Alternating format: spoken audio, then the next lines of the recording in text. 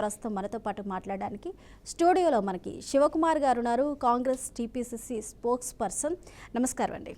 నమస్కారం శివకుమార్ గారు. తెలంగాణలో గత 10-15 రోజుల నుంచి సమస్య మొత్తం కూడా సెంటర్ ఆఫ్ అట్రాక్షన్ లాగా సమస్య మొత్తం టోటల్గా అల్లు అర్జున్, పుష్ప 2, సందా థియేటర్ ఈ సమస్య చుట్టూ తిరుగుతుంది. కేవలం అధికార పక్షం మాత్రమే కాదు, ప్రతిపక్షాలు కూడా మీరు విమర్శించడం, వాళ్ళు మిమ్మల్ని విమర్శించడం, దాడి ప్రతి దాడి ఈ విధంగా నడుస్తున్నాయి. అయితే దీనికి ఫుల్ స్టాప్ పెట్టడానికి ఈరోజు ఇటు ప్రభుత్వం కూడా సానుకూలంగానే స్పందించినట్టు తెలుస్తుంది. ఈరోజు జరగబోయే ఈ సమావేశంలో ఏ అంశాలు ప్రస్తావనకు వచ్చే అవకాశాలు ఉన్నాయి? ప్రభుత్వం తరపు నుంచి సినీ పరిశ్రమకి ఎలాంటి హామీలు వచ్చే అవకాశాలు కనిపిస్తున్నాయి శివకుమార్ గారు? ముందుగా బీఆర్ టీవీ ప్రేక్షకులకు, మీకు ప్యానెల్లో ఉన్న వారికి నమస్కారం. ప్యానెల్లో ఉన్నారు ఎవరు? అయితే స్వప్న గారు, ఇదంతా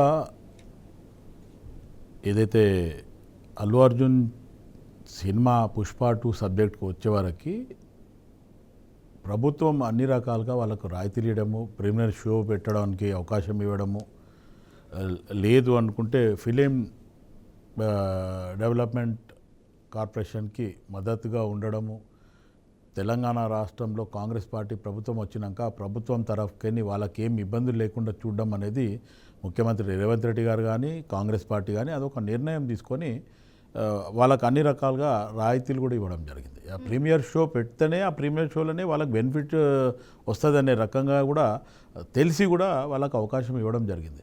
కానీ అక్కడ జరిగిన సంఘటనకి ఎవరైతే ఈ ఆపోజిషన్ లీడర్లు అనుకోండి, లేకపోతే అల్లు అర్జున్ ఏదైతే ప్రెస్ మీట్ పెట్టి దీన్ని దుమారం లేపిన తర్వాత ఇంకా కాంగ్రెస్ పార్టీ కానీ అసలు ముఖ్యమంత్రికి దీంట్లో ఏం ప్రమేయం లేదు, ముఖ్యమంత్రిని తప్పుపట్టడం కానీ లేకపోతే పోలీసులను తప్పుపట్టడం కానీ ఇదంతా మటుకు ఒక రకమైన రాజకీయంగా ముఖ్యమంత్రి పైన ఒక దుమారం వేయాలనే రకంగానే ఇది ఒక కుట్ర జరిగింది.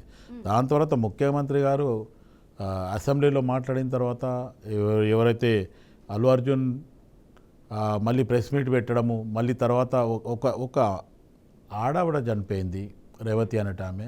వాళ్ళ బాబు సిక్ ఉన్నాడు, హాస్పిటల్ అడ్మిట్ ఉన్నాడు, కనీసం బ్రీతింగ్ కూడా లేదు, వెంటిలేటర్ మీద ఉన్నాడు అనేది ఇప్పుడు నిన్న కూడా మనం ఎన్నో ఛానల్స్లో చూడడం.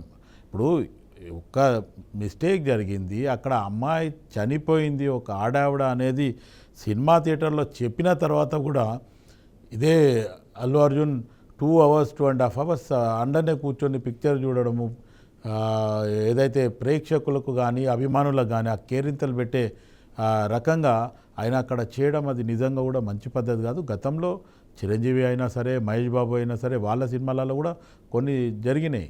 కానీ వాళ్ళు ఎప్పటికప్పుడు దాన్ని స్పందించి ఒక రకంగా దానికి సారీ చెప్పడమా, లేకపోతే వాళ్ళ ట్రీట్మెంట్ ఖర్చు కానీ అదన్నా చేయడం.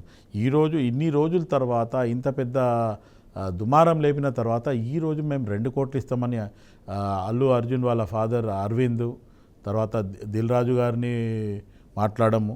ఇప్పుడు ఇవన్నీ జరిగితే ఇదే పని అంటే వాళ్ళు చేసిన తప్పు ఈరోజు మొత్తానికి ఫిలిం ఇండస్ట్రీకి కూడా అంతా ఇబ్బందికరంగా చేసిండ్రు అనేది వాళ్ళపైన ఒత్తిడి వచ్చిన తర్వాతనే వాళ్ళు అణిగి ఈరోజు ₹1 కోటి మేము ఇస్తాము, ₹50,000 ఆ మూవీ మేకర్స్ ఇస్తారు, తర్వాత డైరెక్టర్ కూడా సుకుమార్ కూడా ఇప్పుడు అబ్రాడ్లో ఉన్నాడు, ఇంకొక ₹50 లక్షలు ఆయన కూడా ఇస్తారు అనేది నిన్న మనకు తెలిసిన విషయం.